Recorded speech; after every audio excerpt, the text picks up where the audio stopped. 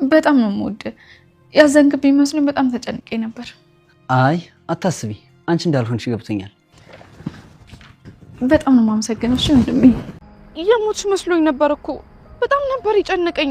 አይዞሽ የኔ ቆንጆ፣ ምንም አትጨነቂ፣ ደህና ነኝ። እሺ እኔም አመሰግናለሁ እናቴ ስለተረፍክልኝ ስላመጣልኝ። ጣጣ የለውም፣ በቃ አታካብሽ። ወይስ የተፈጠረ ነገር አለ? አይ ምንም አልሆንኩም። ቤሉል ልትታዘበኝ፣ ልትቆጣኝ፣ ብቻ ብዙ ነገር ልትለኝ ትችላለህ፣ ግን ልነግርህ ይገባል። መሲ ምንድነው? ምን ሆነሻል? ፍቅረኛዬ ነው።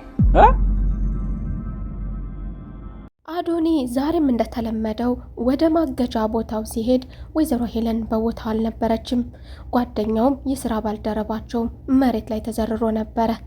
ታዲያ ልጁን ከቀሰቀሰ ካስነሳ ካናገረውና እንዲረጋጋ ካደረገው በኋላ ምን ተፈጥሮ ነው እሷስ ወዴት ሄደይ ሲለውም እሱም እፈልጋታለሁ፣ ልታመልጠኛ አይገባም፣ የተናዘዘችውስ ነገር አልነበረም? አረ እኔ እንድትናዘዝ ምንም እንድትናገር አልፈልግም፣ አሁን ዝም ብዬ ማሰቃየት ነው የምፈልገው እያለ ወይዘሮ ሄለን ምንም ነገር ሳትመልስ ምንም አይነት ፍንጭ ሳትሰጣቸው አዶኒም እየቆጨው ከቦታው ተሰውራለች። ምን አይነት ሊሆን ይችላል? ምን አይነት ሰው ሊሆን ይችላል? ማን ሊሆን ይችላል ይሄንን ነገር ያደረገው? ማን ሊሆን ይችላል የፈታት ሲልም አንተ ራስህ ስትመላለስ በአንተ ምክንያት ተከትሎ የመጣ ሰው ሊሆን ይችላል ነበር ያለው። ታዲያ መልኩንና አቋሙን ተክለ ሰውነቱን ሲጠይቀውም ልጁን ደግሞ ጆን እንደሆነ እሱም ገብቶት ነበረና ፎቶውን አውጥቶ ሲያሳየው በሚገባ በትክክል ይሄ ነበር ልጁ ነበር ያለው። ሰላም ጤና ይስጥልኝ ውድና የተከበራችሁ የቻናሌ ቤተሰቦች እንደምን አላችሁ? ሁላችሁም በያላችሁበት የዓለም ዳርቻ ሰላማችሁ ብዝት ይበልልኝ። ለቤቴ አዲስ ከሆናችሁ የደወል ምልክቷን በመጫን ቤተሰብ ይሁኑ እያልኩኝ እንዲሁም ቪዲዮውን ከየት ሀገር ሆናችሁ እንደምትከታተሉኝ ኮሜንት ላይ አሳውቁኝ። ሀሳብ አስተያየት ካላችሁ ሀሳብ አስተያየት ኮሜንት ላይ ማስቀመጥ ትችላላችሁ። ወደ ቤት እንደተመለሰ ታዲያ ወደ ኤልሹ ለመሄድ ደግሞ ቀላል አልነበረም ለሱ። በቤሉል በኩል ፈቃድ አላገኘም ነበረ። ከዚህ ቤት እንድትመጣ አልፈቅድልህም፣ ማነህና የምትመላለሰው እንደፈለግ ቀጥ ብለህ ውጣ በማለት ወደ ኤልሹ እንዳይሄድም ተከልክሎ ነበር። ታዲያ ኤልሹን ማግኘት ግድ አለውና እንደምንም ተደብቆ ኤልሹን አገኛት።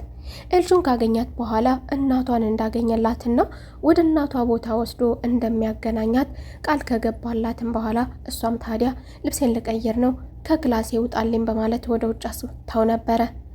ታዲያ ይህንን አጋጣሚ ከተጠባበቀ በኋላ ደግሞ የጆን እዛ ማግኘት በደስታ ሲጠባበቅ የነበረው ተደብቆ ማኩ ደግሞ ጆን እንግዲህ ከኋላ በመሆን ሳያስበው ራሱን በመምታት ራሱን እንዲስት እንዲወድቅ እንዲጎዳ ካደረገ በኋላ ወደ ውስጥ ወደ አንድ ክፍል ውስጥ ማስቀምጦት ነበረ። በሌላ በኩል ደግሞ ኤልሹ የተፈጠረውን ነገር ጆ ነግሯት ስለነበረ ታዲያ ለወንድሟም ይህንን ደስታ ሄዳ ነግረዋለች። ጆ ወደዚህ ክፍል እንዳይገባ ያ የማይረባ ጓደኛ ሲላት፣ እሷ ግን እንደዚህ አትበል፣ እሱ እኮ ባለውለታችን ነው፣ እማዬን አምጥቶልኛል፣ እማዬ ጋር ወስዶ ሊያገናኘኝ ነው በማለት ጆ እንዳትናገር ለማንም እንዳትናገር ማስጠንቀቂያ የነገራትን በደስታ እሷ ደግሞ ለወንድሟ ነግረዋለች። በሌላ በኩል ደግሞ መኩ ጆን ከደበቀበት ቦታ ለአዶኒ በመደወል ወይዘሮ ሄለንን ያስመለጣትን ልጅ አግኝቼዋለሁ፣ እሱ ሳያየን ከኋላ በመምታት አሁን አንድ ክፍል ቆልፌበታለሁ በማለት እንግዲህ ወደ ማገቻ ቦታ እሱንም በዚያው በቤት ውስጥ አግቶ እንዳስቀመጠውና አጋጣሚዎቹን ሲያገኝና ሲመቻችለት ይዞ ለመውጣት ሲመቻችለት እንግዲህ ሰዎቹ ወደ ወዲህ ሲሉለት ሰዎቹን እንደምንም ብሎ ቢዚ ካደረገ በኋላ ይዞት ወስዶ ለነሱ እንደሚያስረክባቸውም ቃል ገብቶለት፣ ታዲያ ይህንን ነገር ማድረግ ደግሞ ለመኩ ቀላል አልነበረም። መኩ ማን አለ ከቤት ወዴት ወጡ ወዴት ገቡ እያለ እየተከታተለ ሳሎን ላይ የመጨረሻ አንድ ሰው የቀረችው ደግሞ ኑኑ ነበረች። ኑኑን ተቅለስልሶ እንደምንም ብሎ ወደ ሱቅ ከላከ በኋላ ይዟት ለመውጣት ሲል አሁን ደግሞ ያልጠበቀው ነገር አዲስ ነገር ተከስቶበታል። ጆ ግን በቦታው አልነበረም። ሹም ለማንም እንዳትናገሪ ያላትን ለወንድሟ በደስታ እንደነገረችውም ስትነግረው ለምን አደረግሽው? አሁን መደበቅ ይኖርብናል እያለም ከቦታውም ሳያመልጡ ታዲያ ቤሉል ደግሞ ከማንና ለምን ድብብቆሽ እንደሚጫወትም አጥብቆ ሲይዘው እሷም እናቴ ጋር ሊያገናኘ ነው ያለችውን እሱም ደግሞ ቀልዴን ነው አላውቅም ብሎ ሽምጥጥ አድርጓታል። ታዲያ ጆም ደግሞ ከቤት ቢባረርም በድብብቆሽ መገናኘት እንዳለባቸው ነገሩን በሚስጥር መያዝ እንዳለባቸው እናትሽ ናት ይሄንን ነገር ያዘዘችኝ አንቺን ብቻ ወስጄ አሳይሻለሁ ብሏት ስለነበረ ታዲያ እንደምንም ተደባብቃ ኤልሹም በአጥር ወጥታ ወደ ጆ ሄዳለች።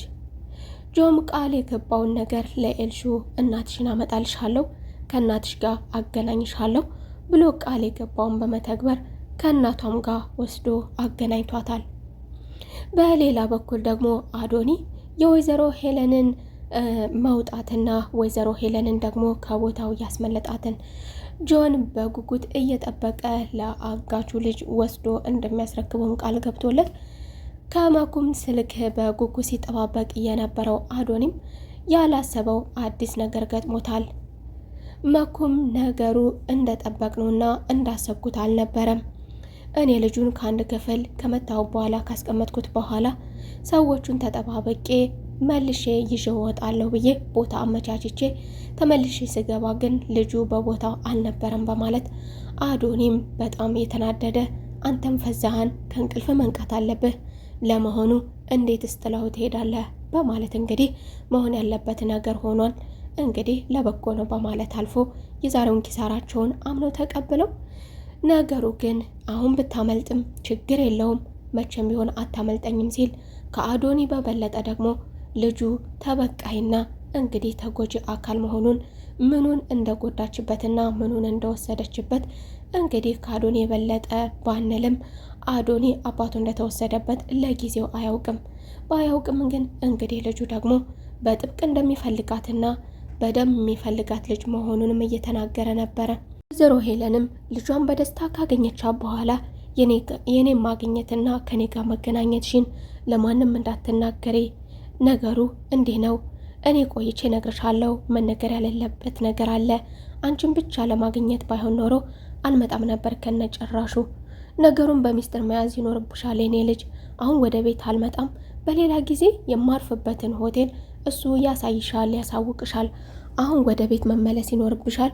ለወንድምሽም ቢሆን እንዳትናገሪ በማለት ወይዘሮ ሄለን ለልጇ እንግዲህ ይህንን ነገር በጥብቅ ስትነግራትም ወይዘሮ ሄለን ያላሰበችው አዲስ ነገር ያልጠበቀችው ነገር በደስታ ወንድሜ የተጨነቀና እያሰበ ስለነበረ ነግሬዋለሁ። እማ ለምንድን ነው እንደሱ የምትይው? ሁላቸውም እኮ ከቤት ያሉት ተጨንቀዋል፣ ተጠበዋል፣ በአንቺ መጥፋት ሁላቸውም ተረብሸዋል እያለች ቢሆንም ወይዘሮ ሄለንም መስሎሽ ነው፣ ለማንም እንዳትናገሪ እንግዲህ ይህንን ነገር በሚስጥር ያዡ ተብላለች። በሌላ በኩል ደግሞ መሲ ከቴዶ ጋር በመገናኘቷ እናቷ ይህንን ነገር በማየቷ አሁንም ድረስ እንደተቀየመቻትና ማፈሪያ አሳፈርሽኝ፣ እኔ ካንቺ ይህንን አልጠብቅም ነበረ፣ ለመሆኑ ምንሽ ነው ማን ነውና ብትልም መሲም ደግሞ የወይዘሮ ሄለን የስራ ባልደረባ እንደሆነ እንዲሁ ዝም ብሎ ጓደኛ እንደሆነም በማለት አለባብሳ ለማለፍ ሞክራ ነበረ። ነገር ግን ወይዘሮ አይንዬ ደግሞ አይነ ስውር መስልሻለሁ እንዴ? አፍላፍ ገጥማችሁ ያን ያህል ተቀራርባችሁ አይቼ አሁን ይቅር አልልሽም፣ ተነሺ ከፊቴ ጥፊልኝ በማለትም አባራታለች። በሌላ በኩል ደግሞ ስለ ወይዘሮ ሄለን እየተጨነቀ የነበረው ቤሉል ደግሞ አሁንም ከመሲ ጋር ይነጋገራል። ከመሲ ጋር ሲነጋገርም ደግሞ እናቴን ማነው እንደዚህ ሊያደርጋት የሚችለው? ማን ጠላት አላት? እሷ ይህንን ልታደርግ አትችልም እያለም ይከራከርላታል። መሲ ግን መመለስ የማትችለው ነገር ነውና ምንም አታደርግም፣ ጠላት ይኖራታል በማለቱ ስለዚህ መሲ ደግሞ ምንም አይነት ነገር ለቤሉል ብትናገር አመኔታ አይኖራትም። ያላት አማራጭ እያዳመጠች ዝም ማለት ብቻ ነው። የመሲ ዝምታና የመሲ መቅለስለስ ደግሞ በሌላ በኩል የምታውቀው ነገር እንዳለ ያመለክተዋል ለቤሉልም። ቤሉል በወቅቱ ጥሩ ናት፣ እናቴ እንደዚህ ናት፣ ጠላት ኖሯት ነው እንጂ እናቴ እንደዚህ አታደርግም ያለ ቢሆንም ነገር ግን ከመሲ ዝምታ ጀርባ ደግሞ አንድ ትልቅ ምስጢር እንዳለ መሲ በዛ ቤት ቆይታዋ ብዙ የምታውቃቸው ነገሮች እንዳሉ አኑንም ሊገልጥ የቻለው በእሷ መሆኑንም ይገምታል። በሌላ በኩል ደግሞ የመሲን ዝምታ ዝም በማለት ሊያልፈው አልፈለገም።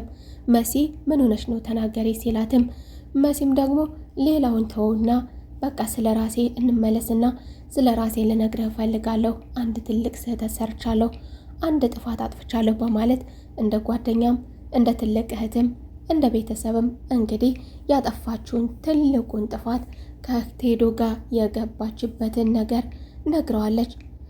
እንግዲህ ይህን ነገር ደግሞ ቤሉል በፍጹም ሊቀበለው አይችልም። ምክንያቱም ቤሉል በተደጋጋሚ ከእናቱ ጋር ይህንን ወጣት አፍላፍ ገጥመው ስላያቸው የልጅ እንግዲህ ትክክለኛ ልጅ እንዳልሆነ ከእናቱ ጋር ሌላ ነገር እንዳለው የሆነ ሚስጥር እንዳለው ወይም ደግሞ ፍቅረኛ ነገርም አባቱንም እንደካደችም ጥርጣሬ በተደጋጋሚ በተጠቆመበት ቦታም ሄዶ ስላገኛትም ያልጠበቃትን ቦታ ስላገኛት አሁን ደግሞ ከመሲ ጋር መሲን አታሎና አጭበርብሮ እንግዲህ መሲን ደግሞ እጇ ላይ አስገብቷል።